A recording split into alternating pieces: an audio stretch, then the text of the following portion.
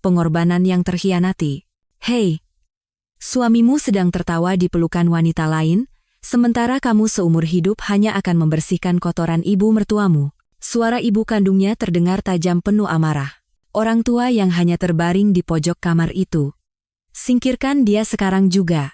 Pada akhirnya, sang anak memutuskan untuk mengikuti perintah ibunya. Dan jika Anda menekan tombol subscribe, kami akan menyajikan kisah nyata yang menyentuh dan menarik setiap hari. Kisah hari ini dimulai. Pagi ini, pukul 07.30, Sari mengeluarkan 3 butir pil dari botol obat sambil menghela napas panjang. Ya, hari yang sama, seperti kaset rusak yang diputar berulang-ulang, dimulai lagi. 4 tahun pernikahan, dan sudah 3 tahun ia merawat ibu mertuanya. 3 tahun lalu, ibu mertuanya terserang stroke yang membuat kaki kirinya lumpuh total. Hari-harinya selalu dimulai dengan pil-pil putih ini. Awalnya, Sari berpikir ibu mertuanya akan pulih dalam beberapa bulan. Namun, seiring berjalannya waktu, kenyataan berkata lain. Fisioterapi, terapi rehabilitasi, segala macam pengobatan telah dicoba, tetapi kaki ibu mertuanya tidak pernah kembali seperti semula. Dan kehidupan Sari pun berubah total sejak saat itu. Menyiapkan obat, memasak, membantu mandi, membantu ke toilet, menemaninya fisioterapi. Satu persatu temannya menjauh, dan ia pun harus berhenti dari pekerjaannya. Ibu, sudah waktunya minum obat, ucap Sari sambil mengetuk pintu kamar. Salam yang diucapkannya berkali-kali dalam sehari. Ya, masuklah. Suara ibu mertuanya dari dalam kamar terdengar lebih serak karena batuk semalaman. Pileknya akhir-akhir ini tak kunjung sembuh, membuat Sari khawatir. Saat pintu terbuka, ibu mertuanya tengah duduk bersandar di tempat tidur, menatap kosong keluar jendela. Posisi yang sama, ekspresi yang sama, setiap hari. Tetapi hari ini ada yang berbeda. Di atas meja di samping tempat tidur, tergeletak ponsel Budi, suaminya. Loh, Mas Budi ketinggalan ponselnya. Sepertinya ia lupa setelah pamit pada ibunya. Notifikasi pesan baru berkedip seperti lampu merah di layar ponsel. Ibu, bagaimana kondisi hari ini? Sari bertanya sambil menyerahkan obat dan air, sapaan rutinnya. Hah, tidak enak. Kaki kananku nyeri lagi, dan bahuku terasa berat seperti batu. Keluh ibu mertuanya sambil menerima obat. Nanti setelah fisioterapi pasti akan lebih baik, Bu. Sari mengucapkan kata-kata penghiburan yang sudah menjadi kebiasaannya, meskipun keduanya tahu bahwa kondisinya tidak akan membaik secara signifikan. Saat itulah, pandangan Sari secara alami tertuju pada ponsel Budi. Beberapa kata dari pratinjau pesan terlihat jelas. Konfirmasi reservasi hotel, Bali Ocean View. Seketika napas Sari terseka. Hotel, Bali? Sari. Minta air lagi. Tenggorokanku kering sekali rasanya. Suara kesal ibu mertuanya menyentak telinganya. Ah, iya, Bu. Sebentar, saya ambilkan. Sari bergegas mengambil gelas kosong, tetapi matanya masih terpaku pada ponsel itu. Ia sedikit membungkuk untuk melihat lebih jelas. Pemesan, Budi Santoso. Pendamping, Diana Sari. Check-in hari ini, 15 Maret pukul 15.00, check-out 11 Maret pukul 11.00, kepala Sari terasa kosong. Nama Diana Sari, ia belum pernah mendengarnya sekalipun. Saat Budi bercerita tentang rekan kerjanya atau acara makan malam kantor, nama itu tidak pernah muncul. Dan yang lebih mengejutkan adalah tanggalnya, 15 hingga 17 Maret. Minggu depan. Budi bilang ia akan ada perjalanan dinas ke Surabaya dan kembali 3 hari kemudian. Katanya ke Surabaya, ternyata ke Bali dengan seorang wanita. Tangan Sari mulai gemetar. Sari, ibu mertuanya berteriak marah. Iya, Bu. Saya ambilkan sekarang. Sari berlari terhuyung-huyung ke dapur.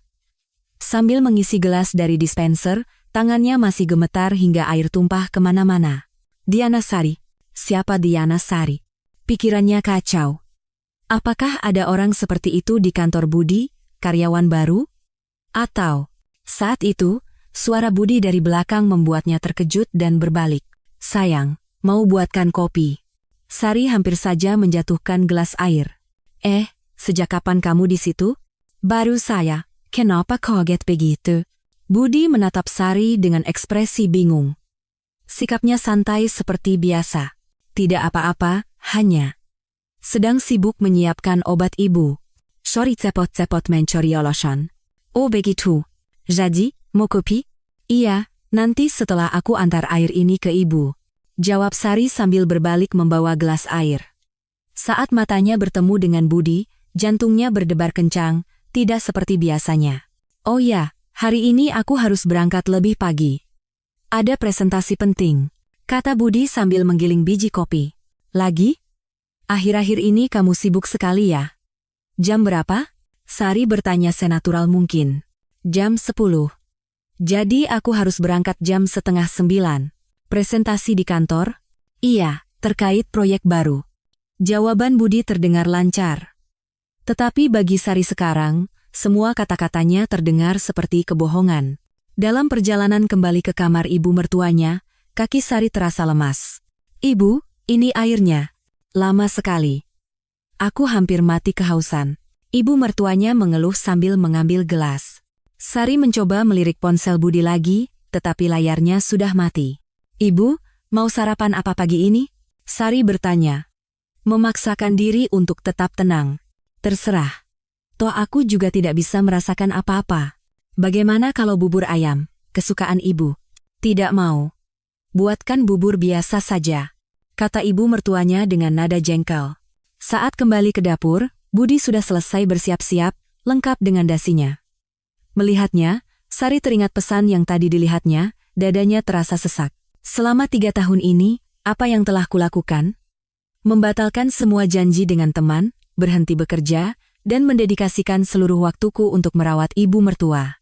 Sementara itu, dia berselingkuh dengan wanita lain sampai ke Bali. Saat itu, Budi menatap Sari dan berkata, aku berangkat.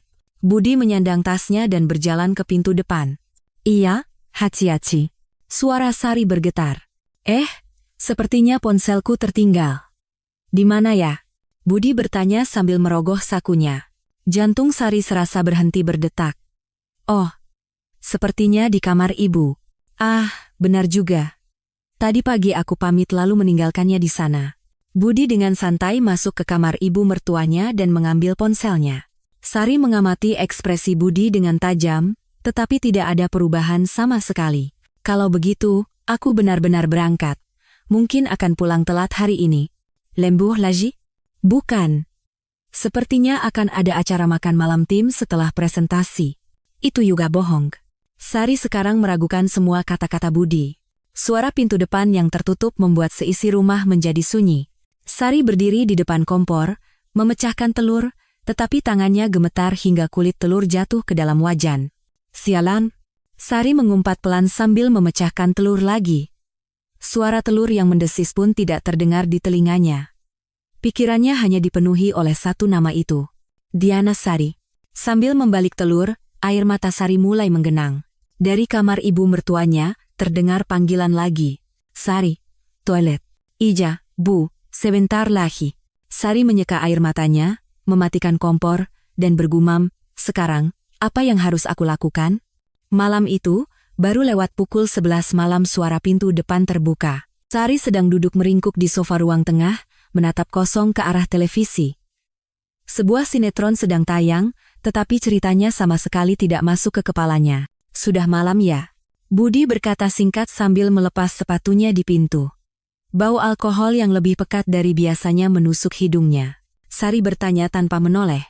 Makan malam di kantor? Jawaban Budi acuh tak acuh. Sambil melepas dasi tanpa benar-benar menatap Sari, ia terlihat begitu cuek. Acara makan tim? Sari bertanya lagi. Oh, iya, semakan itu. Jawab Budi ambigu sambil berjalan menuju kamar, lalu berhenti. Ibu sudah tidur dari jam 9. Jawab Sari, matanya masih terpaku pada televisi. Budi tidak berkata apa-apa lagi dan masuk ke kamar. Suara pintu yang tertutup terdengar sangat keras. Sari bangkit dari sofa dan mengambil jas yang dilepas Budi. Di antara bau alkohol, tercium aroma parfum asing. Parfum yang tidak pernah dipakai Budi, aroma yang manis dan feminin.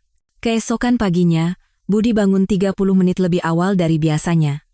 Saat Sari sedang menyiapkan sarapan, ia sudah selesai mencuci muka. Mau kopi, kan? Sari bertanya sambil menyiapkan cangkir. Tidak usah, aku minum di mobil saja. Budi melirik jamnya dan buru-buru mengikat dasi. Kenapa pagi sekali? Ada urusan? Ada apa pagi-pagi? Jawaban Budi terdengar ogah-ogahan. Ia bahkan tidak menatap mata Sari. Selesai jam berapa? Entahlah. Bisa jadi telat. Budi mengambil tasnya dan berjalan ke pintu. Telat lagi? Suara Sari terdengar kesal. Banyak pekerjaan, mau bagaimana lagi? Mengertilah, jawab Budi sambil memakai sepatunya. Pintu tertutup dan Sari duduk sendirian di meja makan, menggigit roti panggang yang sudah dingin. Mulutnya kering hingga roti itu sulit ditelan. Bahkan setelah minum susu, rasa hausnya tidak hilang. Waktu makan malam tiba, Budi belum juga pulang. Sari akhirnya makan malam berdua dengan ibu mertuanya. Budi hari ini telat lagi, ya? Ucap ibu mertuanya sambil meletakkan sendoknya dengan keras. Katanya ada acara makan tim, Bu. Sari berbohong. Setiap hari ada acara makan tim? Akhir-akhir ini dia terlalu sering pulang malam. Terdengar nada curiga dalam suara ibu mertuanya. Mungkin karena ada proyek besar, Bu. Proyek atau apapun itu, keluarga tidak boleh diabaikan. Ibu mertuanya menatap Sari tajam. Kamu tidak melakukan kesalahan, kan? Kenapa suamimu semakin malam pulangnya? Seorang istri harus bisa merawat rumah dengan baik agar suami betah di rumah. Kamu tidak tahu itu? Sari menggigit bibirnya. Semua itu terdengar seolah-olah ini adalah kesalahannya. Sari meletakkan sendoknya dan mengangkat kepala.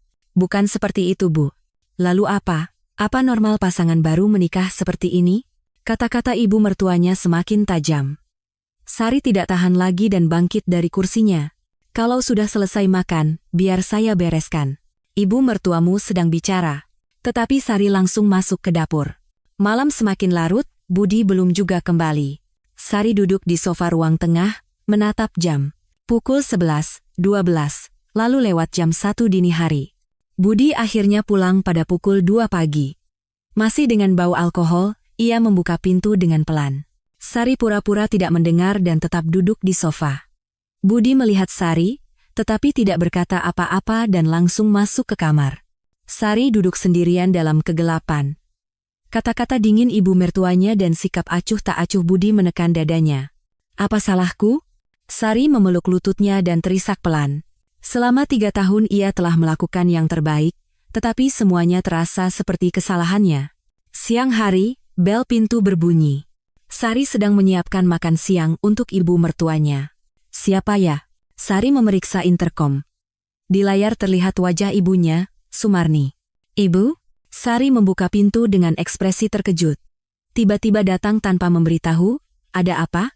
Memangnya perlu alasan untuk mengunjungi anak sendiri? Sumarni mengangkat kantong belanjaan di tangannya. Ibu bawakan beberapa lauk. Ayo masuk. Sumarni duduk di sofa dan bertanya. Suamimu sudah berangkat kerja? Iya, sudah ke kantor. Jawab Sari sambil menerima mantel ibunya. Begitu masuk ke ruang tengah, Sumarni menatap wajah Sari lekat-lekat, kantung matanya hitam dan pipinya sangat tirus. Ya Tuhan, kamu kurus sekali. Kenapa jadi begini? Suara Sumarni terdengar tajam. Apa sih, Bu? Biasa saja kok. Sari mengelak sambil berjalan ke dapur. Sini sebentar. Sumarni menarik pergelangan tangan Sari dengan kasar. Sari meringis kesakitan. Aku harus menyapa ibu mertuamu dulu. Sari menunjuk ke arah kamar ibu mertuanya. Oh, baiklah. Sumarni mengangguk dan berjalan ke kamar ibu mertuanya. Permisi, Besan. Selamat siang. Sumarni menyapa dengan suara ceria saat membuka pintu. Oh, astaga. Besan datang. Silakan masuk, silakan. Terdengar suara ramah ibu mertuanya. Sumarni masuk ke kamar dan berbasa-basi sebentar dengan ibu mertuanya. Namun, percakapan mereka tidak berlangsung lama.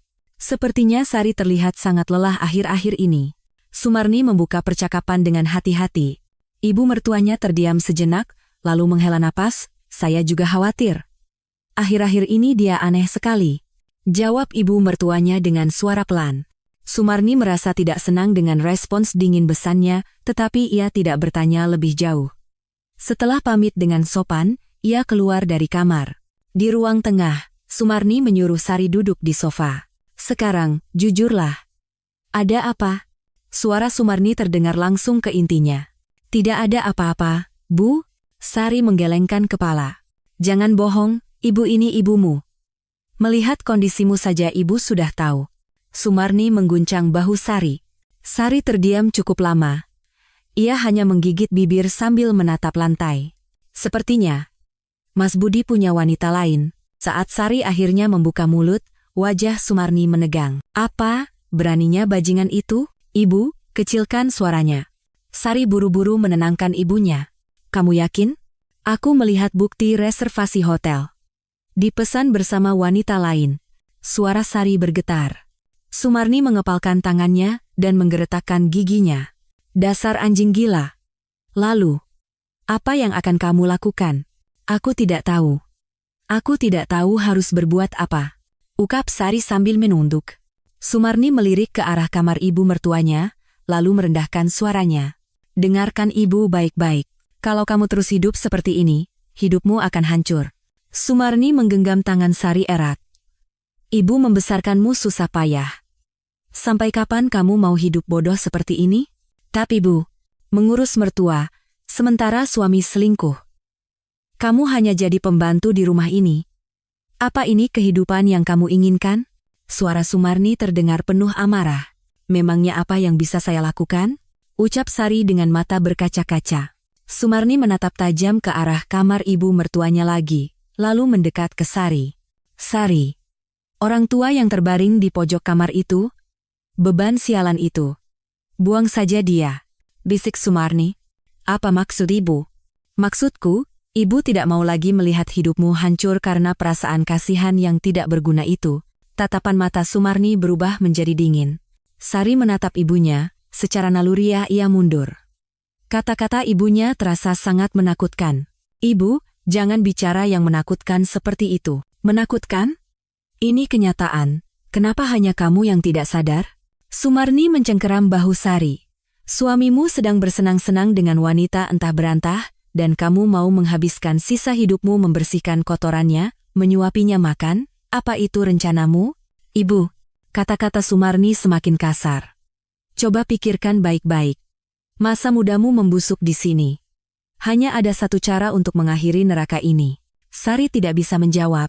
Sumarni menatap wajah Sari dan berkata, apapun pilihanmu, ibu akan mendukungmu. Akhiri hidup menyedihkan ini dengan tanganmu sendiri. Tanpa sadar, Sari merasakan pikiran gelap merayap dari lubuk hatinya. Sumarni tidak melewatkan perubahan ekspresi Sari. Seberkas cahaya aneh melintas di matanya, dan ia segera mengambil tasnya dan berdiri. Lauknya sudah ibu taruh di kulkas. Ibu pulang dulu. Sudah mau pulang? Iya. Kamu butuh waktu untuk menemukan jawabanmu sendiri. Sumarni mengelus kepala Sari. Pikirkan baik-baik kata-kata ibu, kalau kamu terus seperti ini, hanya kamu yang rugi. Sari mengantar ibunya sampai ke pintu depan. Setelah pintu tertutup, Sari tidak bergerak dari tempatnya untuk waktu yang lama. Kalau saja orang tua itu tidak ada. Kata-kata ibunya terus terngiang di kepalanya. Pandangan Sari berhenti di depan pintu kamar ibu mertuanya. Di dalam hatinya, benih yang berbahaya dan gelap mulai berakar. Sari duduk di meja sudut sebuah kafe, menunggu seseorang. Ia tiba 10 menit lebih awal, tetapi penantian itu terasa begitu lama, ia menggigiti kukunya dengan cemas. Sari, Rina, temannya, melambaikan tangan dari pintu masuk kafe. Rina adalah rekan kerja Budi dan juga teman kuliah Sari. Rina, terima kasih banyak. Pasti sibuk ya? Sari berdiri untuk menyambutnya. Apa-apaan sih? Duduk. Rina meletakkan tasnya di kursi dan menatap wajah Sari dengan seksama. Hei, kenapa wajahmu begini, pucat sekali? Hanya sedikit lelah akhir-akhir ini. Astaga. Kita pesan minum dulu, baru bicara. Mau minum apa? Aku yang traktir. Tidak usah, biar aku saya. Sari hendak berdiri, tetapi Rina menahannya. Sudah, diam saja di situ. Dengan kondisi begini, mau pesan apa? Rina pergi ke konter dan memesan 2 cangkir americano. Nih, minum. Rina meletakkan kopi di depan Sari. Jadi, kenapa kamu mendadak ingin bertemu? Suaramu di telepon terdengar tidak baik. Tangan Sari yang memegang cangkir kopi bergetar. Setelah ragu sejenak, ia mulai berbicara dengan hati-hati. Rina, ada yang ingin aku tanyakan tentang Mas Budi. Budi, kenapa? Ada masalah? Di kantor. Apa ada gosip aneh? Suara Sari bergetar. Rina meletakkan cangkir kopinya dan menatap lurus ke arah Sari. Hei, Sari. Kamu tahu sesuatu, kan? Hanya saja. Akhir-akhir ini Mas Budi. Aneh sekali. Aneh bagaimana? Coba ceritakan. Suara Rina menjadi tegas. Setiap hari pulang malam, akhir pekan juga keluar. Dan di bajunya ada bau parfum wanita. Sari tidak bisa melanjutkan kata-katanya. Rina menghela napas. Sialan. Jadi benar ya? Rina mengumpat sambil memegang kepalanya. Apa yang benar? Sari, maafkan aku. Seharusnya aku memberitahumu lebih awal. Rina melihat sekeliling, lalu merendahkan suaranya. Sepertinya Mas Budi menjalin hubungan dengan wanita bernama Diana. Wajah Sari memucat. Kamu yakin? Aku beberapa kali melihat mereka bersama, tapi kupikir hanya urusan pekerjaan. Tapi kemudian mulai terdengar gosip di mana-mana. Ucap Rina dengan suara penuh amarah. Sudah berapa lama? Gosipnya sudah beredar lebih dari 6 bulan. Aku juga awalnya mengira hanya pertemuan bisnis, ternyata bukan. Rina mengepalkan tangannya. Lalu sekarang bagaimana? Sepertinya mereka semakin sering terlihat bersama. Katanya mereka juga sering pergi dinas bersama. Mendengar kata-kata Rina, hati Sari hancur berkeping-keping. Wanita itu. Orang seperti apa dia? Diana. Manajer tim pemasaran. Orangnya sangat ambisius. Rina berdekak. Ambisius bagaimana?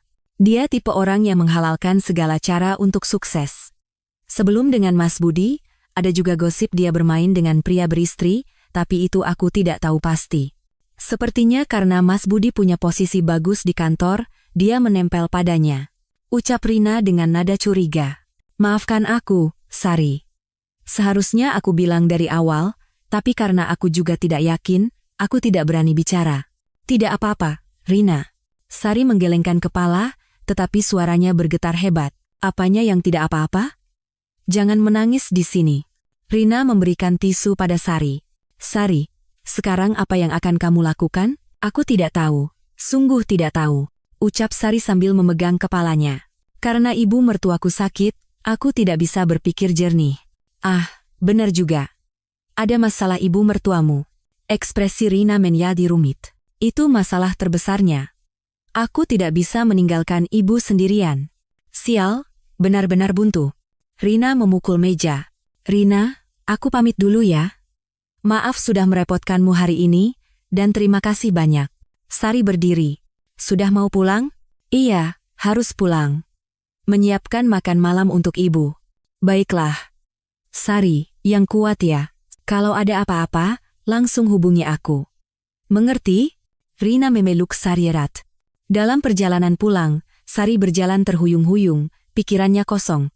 Saat itu, ponselnya bergetar. Nomor tidak dikenal. Ia membuka pesan itu dan sebuah foto muncul. Foto Budi bersama seorang wanita asing. Budi merangkul pinggang wanita itu, dan keduanya tersenyum bahagia. Sari berhenti di tengah jalan. Tangan yang memegang ponsel bergetar hebat. Sebuah pesan lain masuk. Bagaimana? Serasi, kan? Kami sangat cocok, bukan?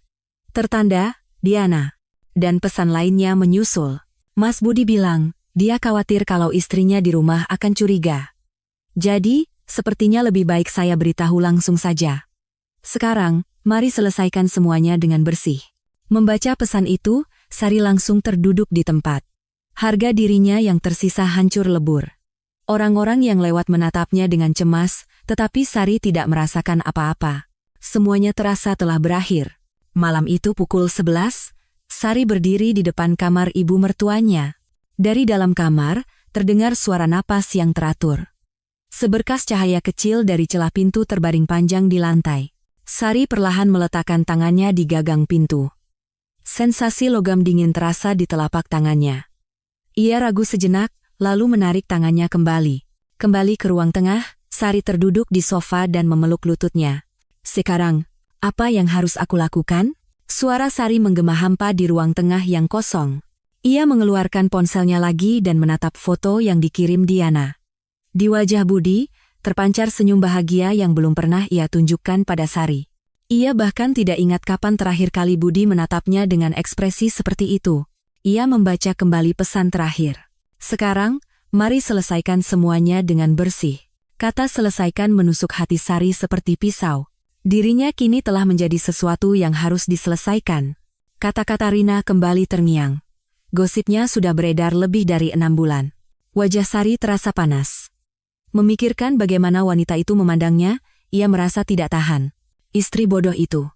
Wanita payah yang tidak sadar suaminya selingkuh selama 6 bulan. Saat itu, kata-kata ibunya, Sumarni, kembali berbisik di telinganya, hanya ada satu cara untuk mengakhiri neraka ini. Sari menggelengkan kepalanya. Ia mencoba menenangkan diri, mengatakan pada dirinya sendiri untuk tidak berpikir seperti itu. Namun, di sisi lain, amarahnya memuncak. Selama Sari berjuang merawat ibu mertuanya, Budi dengan bebas menghabiskan waktu dengan wanita lain. Bahkan, wanita itu mengejeknya.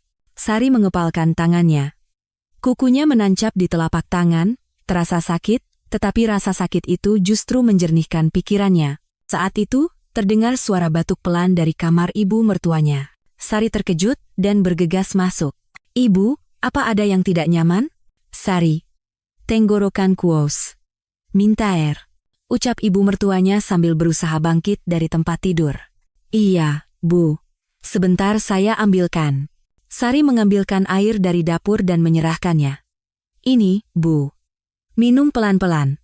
Setelah minum, ibu mertuanya meletakkan gelas dan menatap Sari tajam. "Kamu, kenapa belum tidur malam-malam begini?" "Hanya tidak bisa tidur, Bu," jawab Sari sambil duduk di samping tempat tidur. Ibu mertuanya menatap Sari sejenak, lalu berkata dengan tajam, "Wajahmu kenapa? Ada masalah?" "Tidak apa-apa, Bu.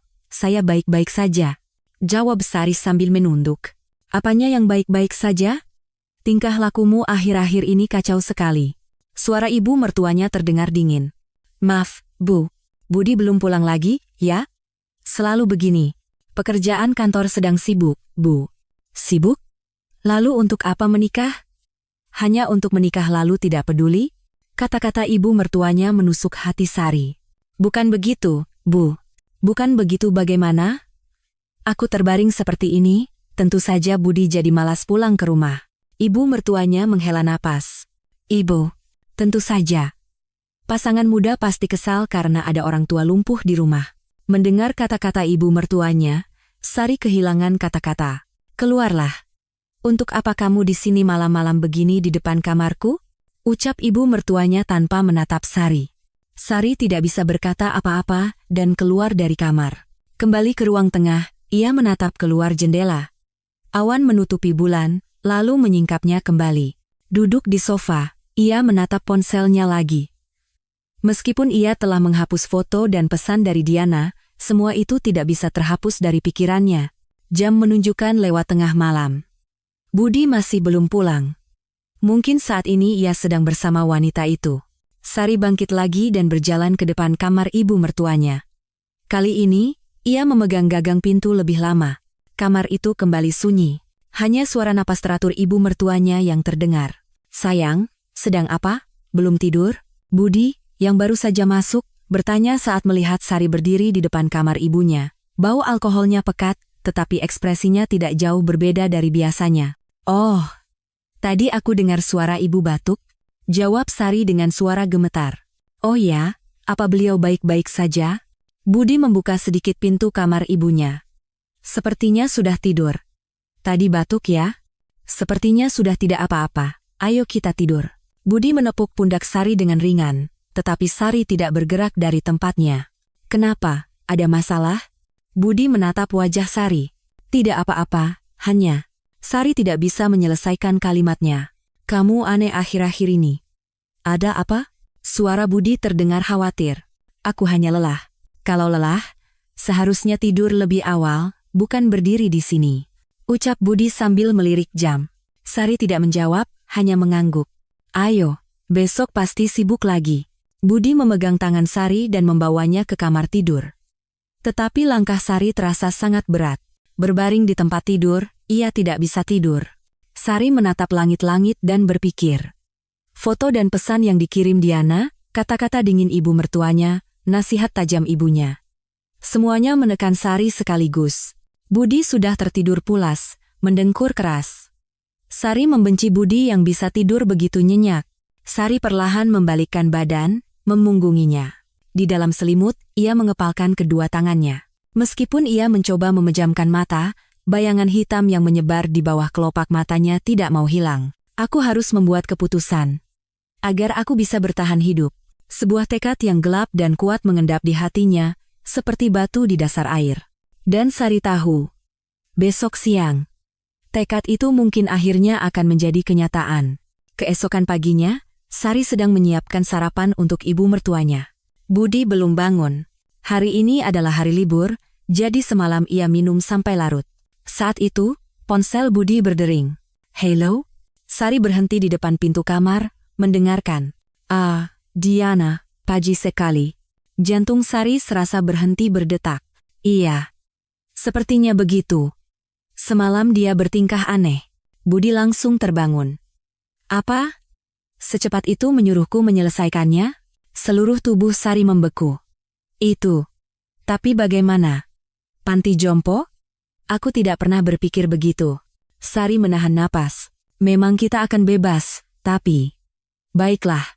Kalau begitu, dalam minggu ini, iya, lebih baik diselesaikan cepat." "Oke, aku mengerti. Nanti kita bicarakan lagi." Telepon ditutup. "Oh." Budi terkejut melihat Sari di depan pintu. Sejak kapan kamu di situ?" Bel teleponnya terus berbunyi. "Aku mau membangunkanmu." Ucap Sari senatural mungkin. "Oh maaf, siapa tadi?" "Rekan kerja. Urusan mendadak." Budi mencari alasan. "Sarapan sudah siap, ayo makan." Sari berjalan ke dapur dan mengepalkan tangannya. "Kirim ke panti jompo, dan kita akan bebas. Selesaikan cepat dalam minggu ini." Bagi Budi dan Diana, ibu mertuanya hanyalah beban yang harus disingkirkan. Ibu mertua yang selama 3 tahun ini dirawat Sari dengan pengorbanan, mereka ingin membuangnya begitu saja. "Kalau begitu, aku juga." Sari bergumam pelan. Jika Budi bisa begitu mudahnya menyerah pada ibunya, Sari juga bisa. Bahkan, ia bisa memberikan kejutan yang lebih besar pada Budi. Jika ibu mertuanya menghilang, bagaimana perasaan Budi? Dan jika semua terjadi dengan cara yang sama sekali berbeda dari yang ia rencanakan? Sebuah senyum dingin tersungging di bibir Sari. Pukul 3 sore. Sari berdiri di depan pintu kamar ibu mertuanya. Di tangannya ada mantel dan selimut lutut milik ibu mertuanya. "Ibu, cuacanya bagus. Mau keluar sebentar?" ucap Sari sambil membuka pintu. Ibu mertuanya sedang duduk di dekat jendela, menatap keluar. "Keluar? Tumben sekali. Menghirup udara segar, jalan-jalan, Bu." Sari mendorong kursi roda masuk. "Malas di sini saja." Jawab ibu mertuanya acuh tak acuh. "Sebentar saja, Bu." "Pasti bosan kan di rumah terus." "Apanya yang bosan? Keluar juga mau apa?" ucap ibu mertuanya kesal. "Tapi sepertinya lebih baik menghirup udara segar, Bu." Sari membujuk dengan hati-hati. "Aduh, merepotkan sekali. Memangnya harus keluar?" "Iya, Bu." "Ayo keluar sebentar." Ada nada paksaan dalam suara Sari. Ibu mertuanya menatap Sari sekali, lalu dengan enggan mengangguk. "Baiklah, baiklah. Kalau kamu memaksa, ya sudah." Sari membantu ibu mertuanya duduk di kursi roda dan memakaikan mantelnya, tangannya bergetar halus. "Kita mau kemana?" tanya ibu mertuanya. "Ke tempat yang tenang, Bu."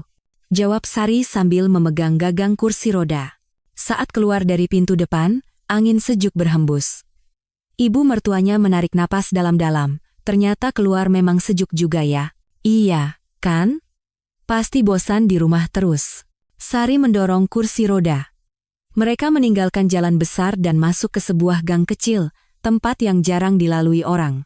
"Hei Sari, kita mau kemana ini?" Ibu mertuanya menoleh dan bertanya. "Sebentar lagi, Bu. Ada tempat yang bagus." Suara Sari terdengar aneh. "Tempat bagus? Apanya yang bagus di sini?" Ibu mertuanya melihat sekeliling. Gang itu semakin sempit. Dinding-dinding tua berjejer di kedua sisi, dan tidak ada seorang pun terlihat. Sari menghentikan langkahnya. "Ini adalah jalan buntu. Ini di mana?" "Kenapa kita ke sini?" tanya ibu mertuanya dengan suara cemas. Sari tidak menjawab. Ia hanya menggenggam erat gagang kursi roda. Sari, jawab, kenapa kamu diam saya? Ibu mertuanya memanggil lagi. Sari perlahan melepaskan tangannya dari gagang. Dari dalam dadanya, terdengar suara sesuatu yang robek. Ibu. Sari bergumam pelan. Hah? Apa? Kenapa kamu? Ibu mertuanya mencoba menoleh. Maafkan saya. Sari berbalik dan mulai berjalan keluar dari gang. Hei Sari. Kamu mau ke mana? Suara ibu mertuanya terdengar dari belakang. Sari. Jangan tinggalkan aku di sini. Kamu mau kemana? Suara ibu mertuanya semakin keras. Sari mulai berlari. Napasnya terengah-engah, kakinya lemas. Jantungnya berdebar kencang, dan kakinya terasa seberat timah. Sari, Sari, bawa aku. Jeritan ibu mertuanya membentur dinding-dinding gang, menggema berkali-kali lipat. Sari ingin menoleh ke belakang, tetapi tidak bisa. Baru setelah sampai di jalan besar, ia berhasil berhenti. Ia bersandar di tiang listrik, terengah-engah. Langit cerah tanpa awan, sinar matahari menyilaukan, tetapi hatinya sedingin es. Sekarang, sudah berakhir. Satu kata itu keluar dari bibirnya yang kaku. Tetapi di telinganya, suara ibu mertuanya terus menggema. Sari, kembalilah. Jalan pulang terasa seperti terowongan tanpa ujung. Di setiap langkahnya, suara itu menempel seperti bayangan. Sesampainya di depan apartemen, lututnya terasa lemas. Di cermin lift, wajah Sari seperti patung gips tanpa kehidupan. Saat membuka pintu depan, rumah yang sunyi terasa asing. Begitu ia terduduk di lantai ruang tengah, suara roda kursi roda yang menggesek kerikil terus terngiang. Sari menutupi wajahnya dengan kedua tangan. Telapak tangannya perlahan basah. Apa yang telah kulakukan?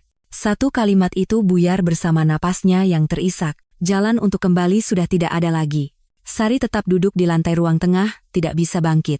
Matahari terbenam dan kegelapan turun, tetapi ia tidak berani menyalakan lampu. Hanya cahaya lampu jalan yang samar-samar masuk melalui jendela. Di telinganya, suara roda kursi roda yang menggesek kerikil dan suara ibu mertuanya yang memanggilnya terus berputar. Ia memeluk lututnya, meringkuk, dadanya terasa semakin sesak. Hanya suara detik jam yang menggema di rumah yang sunyi. Tik, tok, tik, tok. Waktu seolah berhenti. Sari memeriksa ponselnya dengan tangan gemetar. Tidak ada pesan dari Budi. Tidak ada telepon yang menanyakan ibu mertuanya. Dia belum tahu.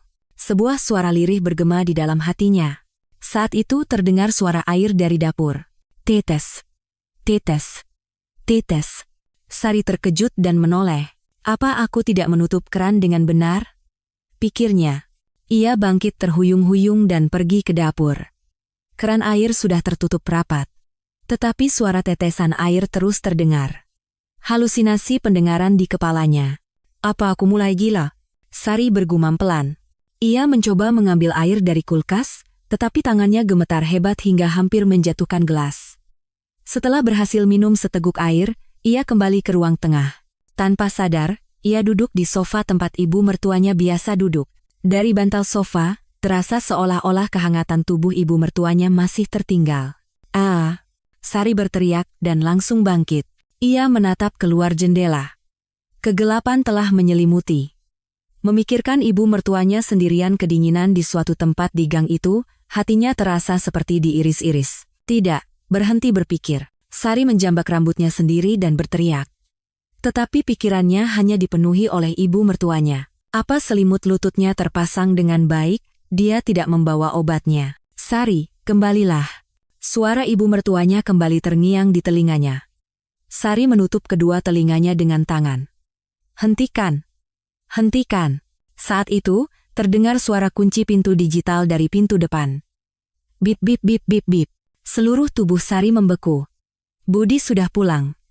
Jauh lebih awal dari biasanya. Loh, kenapa gelap begini? Tidak ada orang di rumah?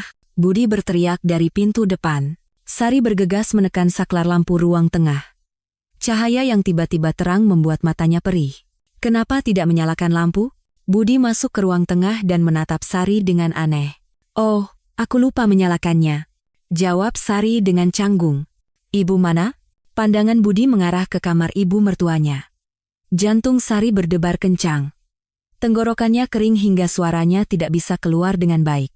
Jalan-jalan. Keluar. Jalan-jalan. Jam segini?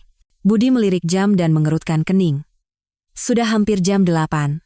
Sebentar lagi Huga pulang. Suara Sari bergetar. Budi mengamati ekspresi Sari dengan seksama. Tatapannya penuh curiga.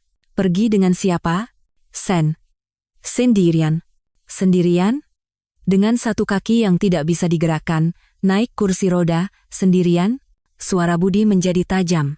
Ibu ingin sekali keluar, jadi. Sari menjawab dengan terbata-bata. Kemana? Hanya. Keliling kompleks. Keliling kompleks sendirian? Kamu? Tidak sedang berbohong, kan? Budi melangkah mendekati Sari. Sari tidak bisa menjawab. Bibirnya hanya bergetar. Budi berjalan cepat ke kamar ibu mertuanya. Ia menyalakan lampu dan memeriksa seisi kamar dengan teliti. Jangan-jangan ibu keluar tanpa minum obat? Budi keluar sambil membawa botol obat. Di dalamnya, obat yang seharusnya diminum malam ini masih utuh. Ini apa? Ibu keluar tanpa minum obat? Suara Budi bercampur amarah. Katanya hanya sebentar. Sebentar? Sampai selarut ini belum pulang? Budi berteriak. Sebenarnya ibu pergi kemana? Sari tidak menjawab dan lari ke dapur, tetapi Budi langsung mengikutinya. Jawab. Katakan di mana ibu? Aku juga tidak tahu. Sari menangis dan berteriak. Budi menatap Sari lekat-lekat. Tatapannya penuh curiga dan amarah. Kamu menyembunyikan sesuatu, kan? Tidak. Lalu kenapa kamu sepanik gini? Budi mencengkeram bahu Sari. Lepaskan. Sari menepis tangan Budi dan berlari ke kamarnya. Ia membanting pintu dan menguncinya. Cepat buka pintunya. Budi menggedor pintu. Tidak mau. Sari berteriak sambil merebahkan diri di tempat tidur. Dari luar, terdengar suara Budi menggeledah rumah, mencari ibu mertuanya. Ibu. Suara jeritan Budi menggema di seluruh rumah. Sari membenamkan wajahnya di bantal. Air mata dan ingus bercampur menjadi satu. Apa yang telah kulakukan? Sari terisak. Dari luar, terdengar suara Budi menekan bel tetangga, mencari ibu mertuanya. Dada Sari terasa hancur, dan napasnya semakin sesak. Semuanya telah sampai pada titik di mana tidak ada jalan untuk kembali. Keesokan paginya pukul 6, bel pintu berbunyi tajam. Sari, yang tidak tidur semalaman, masih meringkuk di sofa. Budi bergegas ke pintu dan membukanya. 2 orang berseragam polisi berdiri di sana. Dengan Bapak Budi Santoso? Seorang polisi muda bertanya sambil menunjukkan kartu identitasnya. Iya, benar. Silakan masuk, saya yang melapor. Budi telah melaporkan hilangnya ibunya. Melihat kedatangan polisi, punggung Sari terasa dingin. Napasnya sesak, tetapi ia harus berpura-pura tenang. Budi mempersilakan polisi masuk ke ruang tengah. Sejak kapan ibu Anda tidak ada di rumah? Seorang polisi yang lebih tua bertanya sambil mengeluarkan buku catatan. Sejak kemarin sore sekitar jam 3. Jawab Budi. Tolong sebutkan usia dan ciri-ciri fisik orang yang hilang. Usia 70 tahun, 3 tahun lalu terserang stroke, yang menyebabkan kelumpuhan pada bagian bawah tubuh sebelah kiri. Apakah ada obat yang rutin diminum atau penyakit bawaan? Iya, beliau minum obat tekanan darah dan pencegah stroke kambuh. Tidak boleh terlewat sehari pun. Suara Budi terdengar khawatir. Polisi itu menatap Sari. Apakah Nyonya mendengar sesuatu? Sari dengan susah payah bangkit. Kakinya lemas hingga terhuyung. Katanya mau jalan-jalan. Jawab Sari dengan suara gemetar. Jalan-jalan sendirian? Iya, dengan kursi roda sendirian. Alis polisi muda itu terangkat. Iya Bu. Ibu saya masih bisa menggerakkan kursi rodanya sendiri. Kekuatan tangannya masih bagus. Sari buru-buru menjelaskan. Budi masih menatap Sari tanpa berkedip. Secara spesifik, beliau bilang mau kemana? Hanya keliling kompleks. Suara Sari semakin pelan. Apakah beliau biasa keluar sendirian? Tidak, ini pertama kalinya. Budi yang menjawab. Katanya ini pertama kali. Kenapa Anda biarkan beliau pergi sendirian? Pertanyaan yang tajam. Ibu sangat memaksa, saya tidak bisa melarangnya. Biasanya anggota keluarga akan menemani, bukan? Saya sudah mau menemaninya, tapi beliau bersikeras ingin pergi sendiri. Sari melanjutkan kebohongannya. Para polisi saling bertatapan singkat.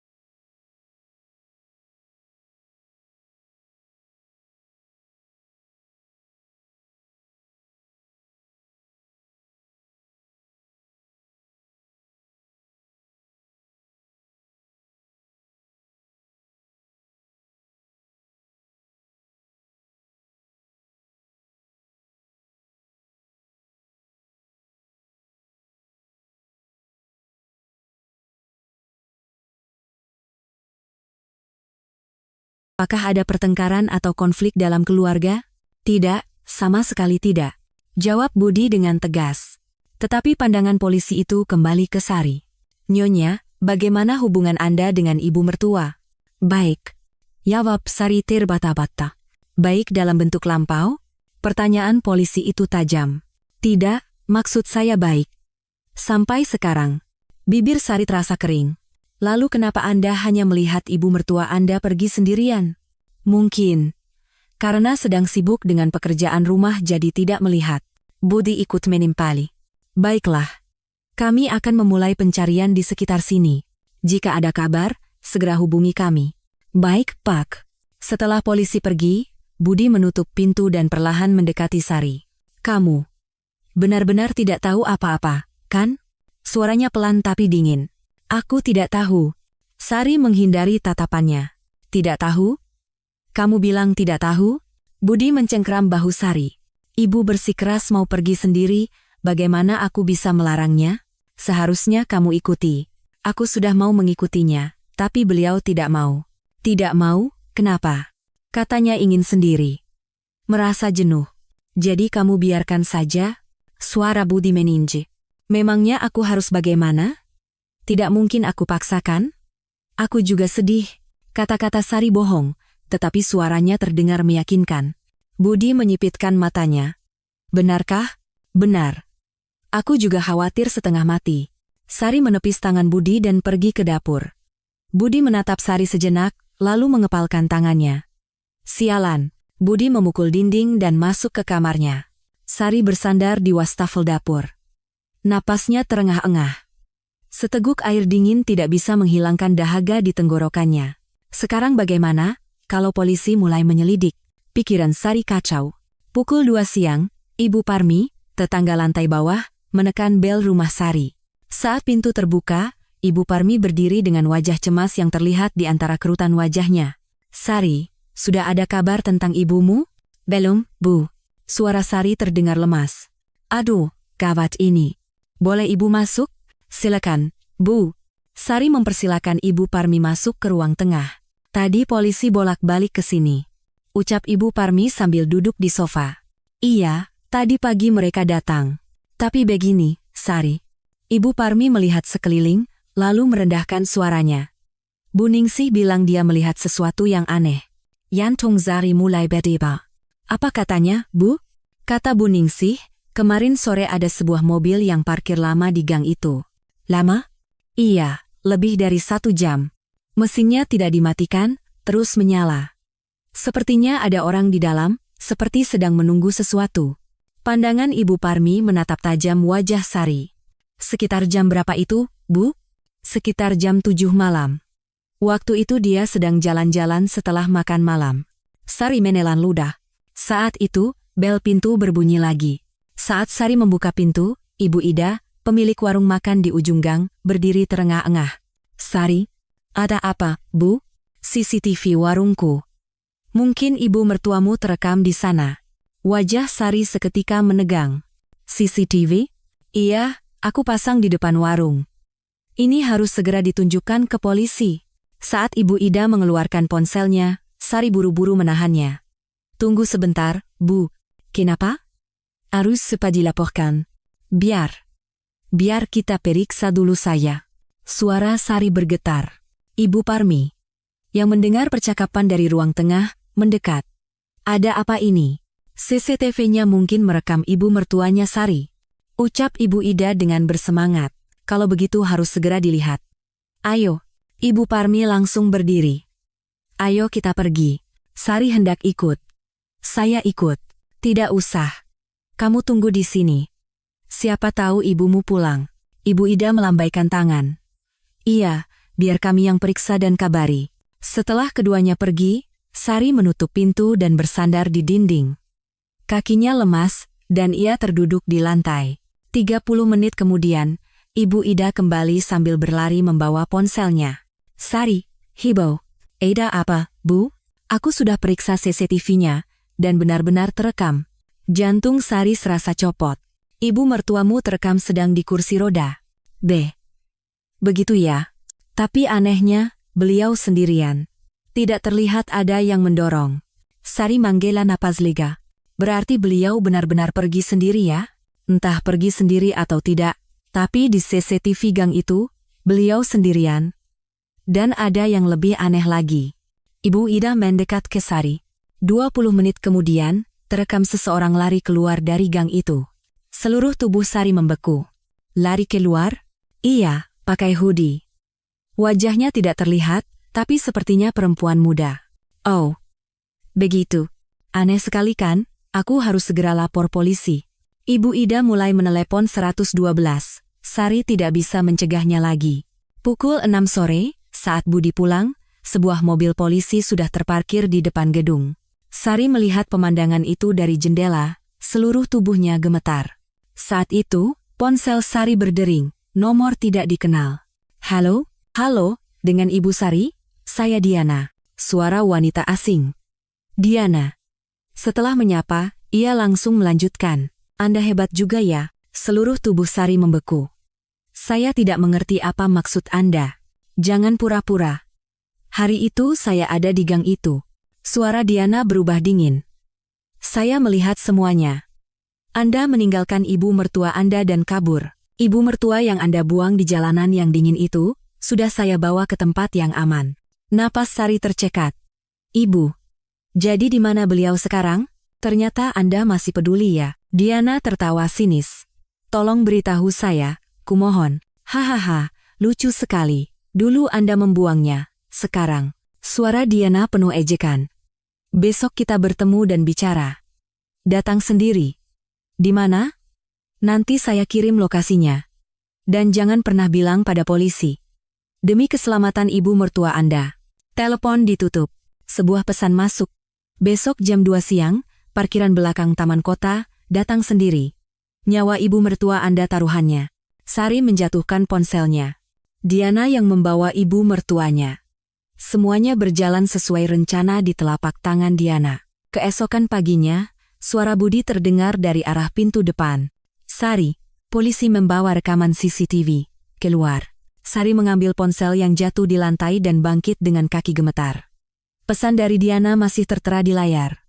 Besok jam 2 siang, parkiran belakang Taman Kota, datang sendiri. Sari buru-buru menghapus pesan itu dan pergi ke ruang tengah. Budi masuk bersama 2 orang polisi, salah satunya membawa tablet. Silakan duduk, Bu. Polisi muda itu mempersilakan Sari duduk di sofa. Hasil analisis CCTV hari ini sudah keluar. Tolong lihat video ini. Polisi itu menyalakan layar tablet. Di layar, terlihat sosok berhoodie, meskipun buram, keluar dari gang.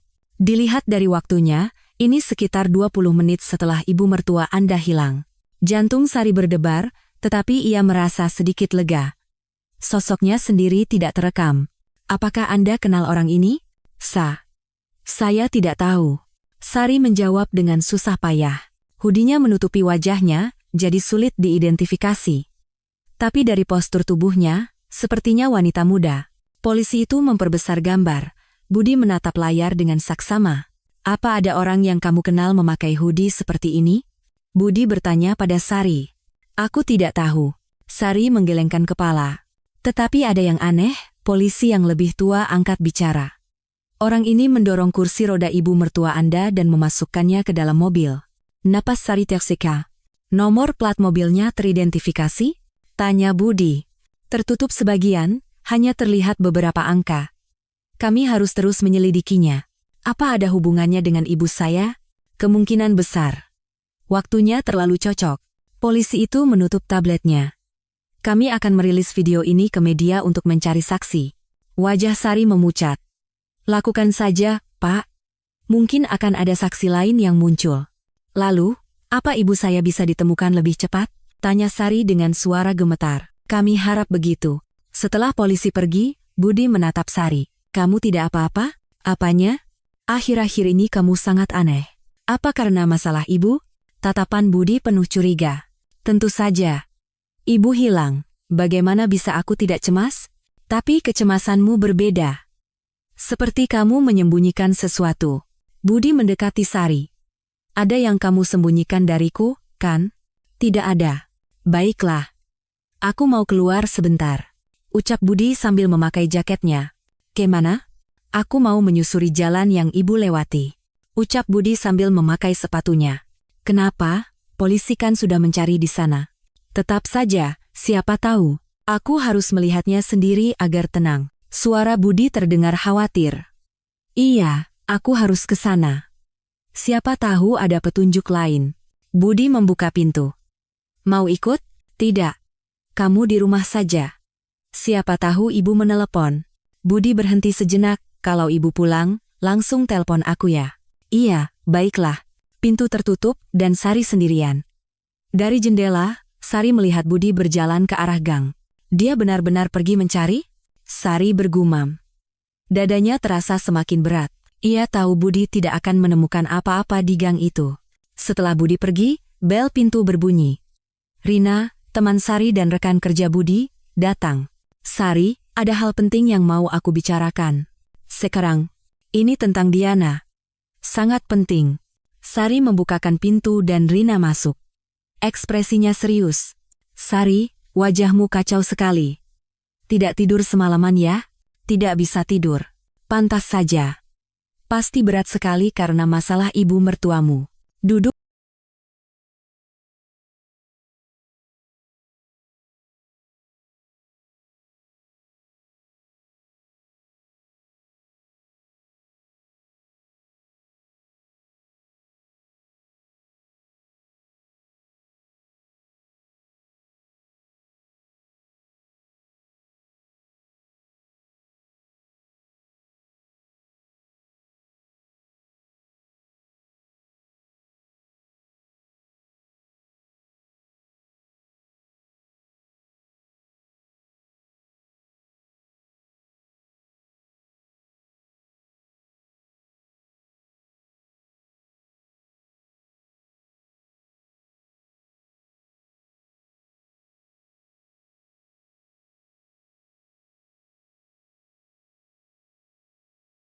Di ruang tengah, Rina mengeluarkan sebuah amplop dari tasnya. Sari, sepertinya kamu harus melihat ini. Rina menyerahkan amplop itu pada Sari. Apa ini? Data tentang Diana. Ada fakta yang sangat mengejutkan. Sari membuka amplop dan mengeluarkan beberapa lembar kertas. Salinan artikel koran dan putusan pengadilan. Ini apa? Masa lalu Diana. Aku jelaskan sambil kamu baca. Sari membaca artikel itu. Diana Sari. Terdakwa kasus penipuan investasi. 3 tahun lalu, dia terlibat sebagai kaki tangan dalam kasus penipuan investasi. Untungnya hanya divonis percobaan. Benarkah? Bagaimana kamu bisa mendapatkan data ini? Temanku kerja di perusahaan pengecekan kredit. Aku minta tolong padanya, dan hasilnya ternyata serius. Rina menunjuk ke dokumen berikutnya. Tapi ada yang lebih parah. Diana mendekati Budi bukan karena suka. Ini semua sudah direncanakan. Apa maksudmu? Dia mengincar harta keluarga Budi. Wajah Sari menegang. Bagaimana kamu tahu? Ada teman dekatku di tim Diana. Dia yang mendengar ceritanya. Rina merendahkan suaranya. Diana sering membual kalau ibu mertua Budi punya banyak properti. Apartemen di Menteng, beberapa ruko. Dan dia tahu persis kalau semua harta itu akan jatuh ke tangan Budi setelah ibunya meninggal. Sari membuka kembali dokumen-dokumen itu. Tangannya gemetar. Wanita ini benar-benar. Bukan itu saja. Ada yang lebih mengerikan. Rina mengeluarkan sebuah alat perekam kecil dari tasnya. Dengarkan ini. Benar-benar gila. Rina memutar rekaman itu. Terdengar suara seorang wanita. Kalau saja ibu Budi tidak ada, semua akan lebih mudah. Suara wanita lain menyahut. Lalu mau bagaimana? Hanya masalah waktu.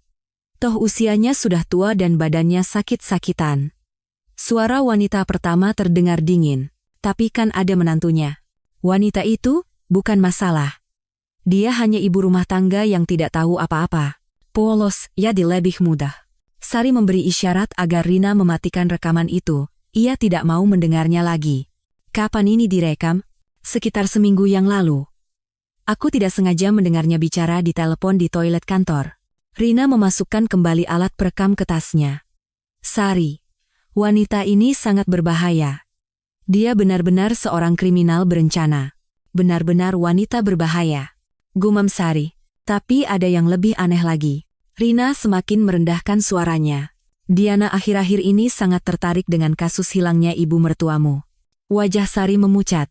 Rekan kerjanya itu tidak sengaja mendengar telepon Diana. Dia terus bertanya pada seseorang, bagaimana penyelidikan polisi? Ada perkembangan baru? Seperti itu. Bertanya pada siapa? Itu dia tidak tahu. Tapi Diana tahu detail sekali tentang hilangnya ibu mertuamu. Jantung Sari berdebar kencang. Kenapa begitu? Menurutku, dia ada hubungannya dengan ini. Rina menatap Sari dengan cemas. Ada hubungannya? Aku tidak tahu. Tapi jelas mencurigakan. Kenapa dia begitu peduli dengan urusan keluarga orang lain? Rina memegang tangan Sari. Sari, apa? Ada hal lain yang kamu tahu tentang masalah ibu mertuamu? Sari tidak bisa menjawab pertanyaan Rina. Ia terdiam cukup lama, hatinya berkonflik. Setelah beberapa saat, ia perlahan membuka mulut. Rina, seandainya seseorang berada dalam situasi yang sangat putus asa, menurutmu pilihan apa yang bisa ia ambil? Suara Sari bergetar. Rina menatap Sari lekat-lekat. Apa maksudmu? Hanya penasaran. Sari, kamu percaya padaku, kan? Apapun masalahnya, ceritakan padaku. Aku akan bantu. Ucap Rina sambil berdiri mengambil tasnya. Terima kasih, Rina. Ini sangat membantu. Aku hubungi lagi nanti ya, Sari. Setelah Rina pergi, Sari duduk sendirian di ruang tengah, menatap kembali dokumen-dokumen itu. Rencana Diana terasa semakin jelas. Setelah Rina pulang, Sari berjalan ke kamar ibu mertuanya. Saat Sari pergi, polisi bersama Budi telah menggeledah kamar itu, dan jejaknya masih tersisa. Pintu lemari terbuka, laci-laci setengah keluar. Sari menatap sekeliling kamar. Tempat tidur tempat ibu mertuanya berbaring, meja dengan botol obat, semuanya masih seperti semula. Saat hendak merapikan laci di samping tempat tidur, ia melihat laci paling bawah keluar sepenuhnya. Ketika mencoba memasukkannya kembali, ada sesuatu yang mengganjal. Sari merogoh ke dalam dan menemukan sebuah kantong plastik terselip di belakang laci. Sepertinya terlewat oleh polisi. Saat membuka kantong itu, di dalamnya ada buku tabungan dan beberapa dokumen. Sepertinya disembunyikan oleh ibu mertuanya. Yang pertama adalah buku tabungan atas nama ibu mertuanya. Di sampulnya tertulis Wati Subroto. Saat Sari membukanya, ia terkejut. Saldonya lebih dari 1,2 miliar rupiah. Uang sebanyak ini, tetapi yang lebih mengejutkan adalah riwayat transaksinya. Selama 6 bulan terakhir, sejumlah besar uang terus ditarik. Penarikan Budi Santoso rupiah, Rp50.000. Penarikan Budi Santoso, Rp30.000. Penarikan Budi Santoso rupiah, Rp200.000. Semuanya ditarik oleh Budi. Budi mengambil uang dari rekening ibu? Tangan Sari bergetar. Dokumen berikutnya lebih mengejutkan lagi. Sebuah memo tulisan tangan ibu mertuanya. Budi mengambil uang dari rekeningku. Awalnya kupikir ada keperluan mendesak, tapi terlalu sering dan terlalu banyak. Sepertinya karena wanita bernama Diana itu. Aku merasa sangat bersalah pada Sari, tidak tahu harus bagaimana. Tanggal memo itu sebulan yang lalu. Sari terus memeriksa dokumen-dokumen itu. Berikutnya adalah laporan penggunaan rekening dari bank. Rincian penggunaan kartu kredit ibu mertuanya oleh Budi. Pembayaran hotel mewah Rp12.000. Pembayaran butik merek ternama Rp8.000. Cicilan mobil Rp33.000. Leng. Semua sepertinya pengeluaran untuk Diana. Beraninya dia.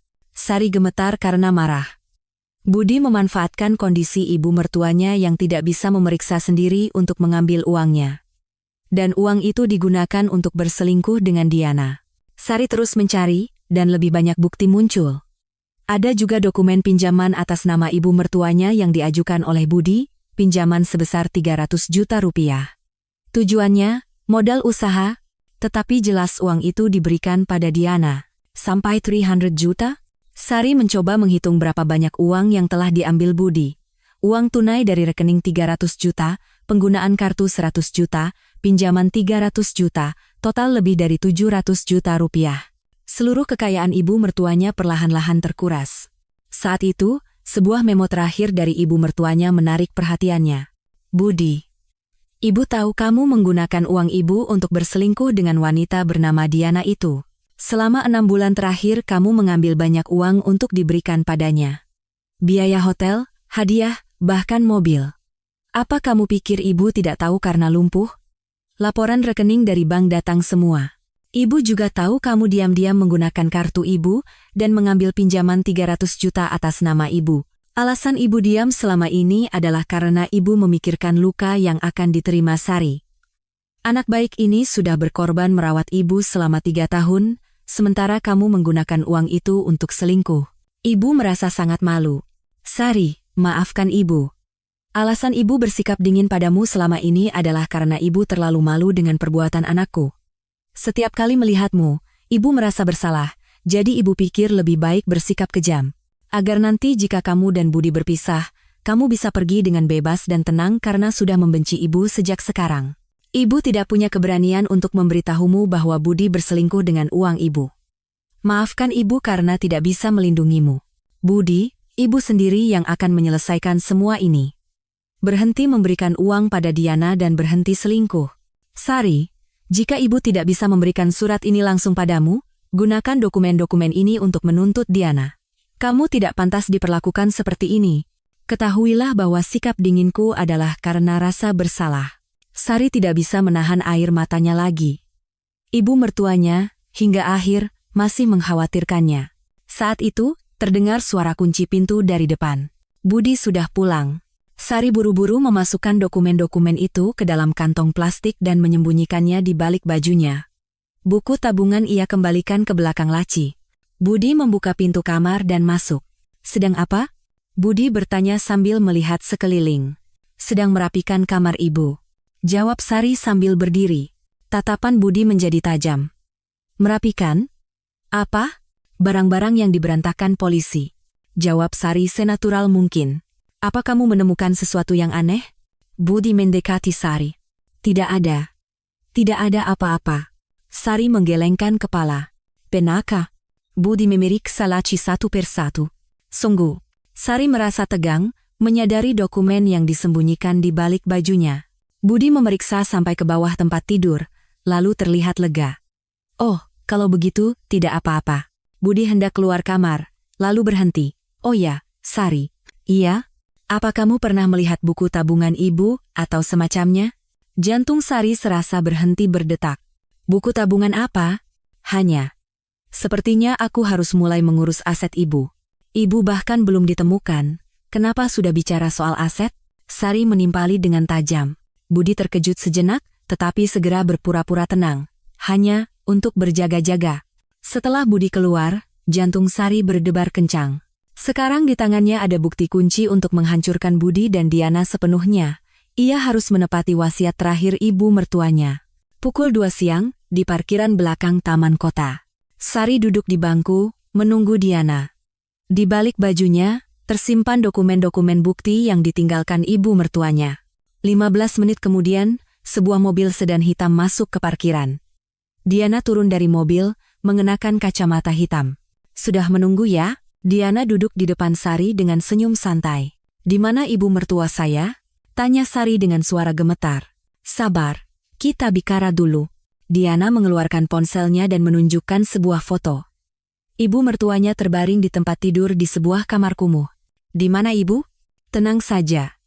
Beliau aman bersama saya. Diana menyimpan ponselnya, tapi ada syaratnya. Syarat apa? Sederhana, ceraikan Budi. Diana mengeluarkan sebuah dokumen dari tasnya. Saya sudah dapat tanda tangan dari Budi. Anda tinggal tanda tangan saja. Sari melihat dokumen itu, surat perjanjian cerai. Gila, Anda gila. Gila? Orang yang membuang ibu mertuanya di jalanan tidak pantas berkata begitu. Suara Diana berubah dingin. Budi sudah menjadi milik saya. Anda hanya penghalang. Anda pikir semua akan semudah itu? Sari mengangkat kepalanya. Tentu saja mudah. Saya punya video CCTV saat Anda meninggalkan ibu mertua Anda. Diana mengeluarkan ponsel lain. Kalau ini saya serahkan ke polisi, hidup Anda tamat. Sari terdiam cukup lama. Baiklah, pilihan yang cerdas. Diana tersenyum puas. Tapi saya juga punya syarat. Sari mengeluarkan dokumen dari balik bajunya. Lihat ini dulu. Sari memberikan surat dari ibu mertuanya pada Diana. Saat Diana membacanya, ekspresinya menegang. Ini, apa ini? Ibu mertua saya tahu semua perbuatan kalian. Sari mengeluarkan salinan buku tabungan dan riwayat transaksi, 700 juta rupiah. Uang yang Budi berikan pada Anda dari uang ibunya, kan? Wajah Diana memucat. Dan ini juga. Sari mengeluarkan data masa lalu Diana yang diberikan Rina. Ternyata Anda punya catatan kriminal penipuan juga ya. Diana mencoba merebut dokumen itu, tetapi Sari menghindar. Ini hanya salinan. Aslinya ada di tempat lain. Dasar rubah betina. Diana menggeretakkan giginya. Sekarang pilih. Beritahu lokasi ibu mertua saya dan menghilang dengan tenang, atau silakan pergi ke kantor polisi sendiri. Suara Sari terdengar tegas. Anda juga akan ditangkap karena menelantarkan orang tua. Saya tidak peduli. Saya sudah siap. Sari mengangkat ponselnya. Tinggal tekan 112 dan selesai. Diana menatap Sari tajam cukup lama, lalu menghela napas. Ibu mertuamu itu benar-benar alot ya. Di mana ibu mertua saya? 10 menit dari sini, di sebuah kamar kos. Saya akan tuliskan alamat dan kode pintunya. Diana menuliskan alamat dan kode pintu. Meskipun ini berakhir, Budi tetap akan menjadi milikku. Itu urusan Budi yang memutuskan.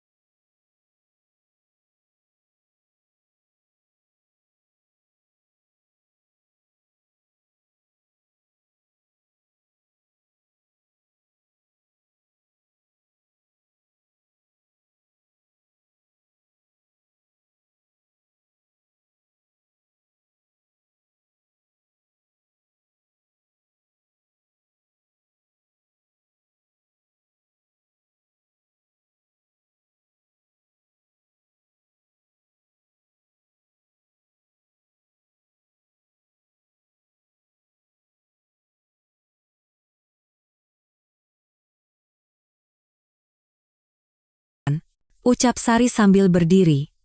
Dan Diana. Apa? Bukti-bukti ini, besok akan saya serahkan ke polisi. Wajah Diana menegang. Beraninya kamu. Ini harga yang harus kalian bayar, karena telah mengancam saya dan ibu mertua saya. Sari berbalik dan berjalan pergi. Diana hanya bisa berdiri di tempat, mengepalkan tangannya. Kos-kosan Pelita, lantai 2, kamar 203.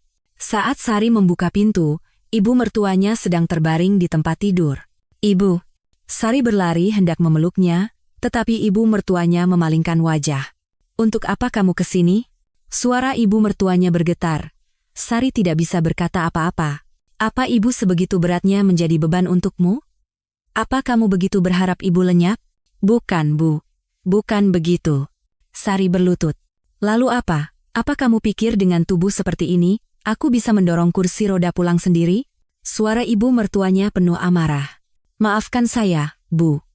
Saya benar-benar minta maaf. Sari menunduk dan menangis. Apa cukup dengan maaf? Aku menunggu di gang yang dingin itu, ketakutan, berharap kamu akan kembali menjemputku. Ibu mertuanya menatap Sari tajam. Lalu aku diseret oleh orang tak dikenal dan disekap di sini sampai sekarang. Sari tidak bisa mengangkat kepalanya karena rasa bersalah. Ibu, kamu juga sudah lelah padaku, kan? Jujur saja. Ibu mertuanya menghela napas. Anak muda merawat orang tua sepertiku, salahku sendiri menahanmu selama ini. Bukan begitu, Bu. Sari mengangkat kepalanya. Kenapa ibu tidak bilang bahwa Mas Budi mengambil banyak uang untuk wanita itu? Saya sudah membaca surat ibu. Ekspresi ibu mertuanya berubah kaget. Surat? Semua bukti yang ibu tinggalkan. Penggelapan dana oleh Mas Budi, identitas wanita